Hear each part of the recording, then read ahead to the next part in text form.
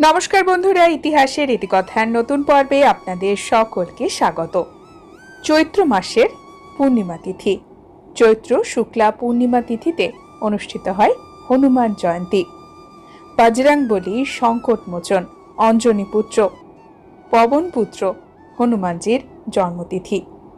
রাম ভক্ত হনুমানজি রামায়ণের অন্যতম প্রধান চরিত্র।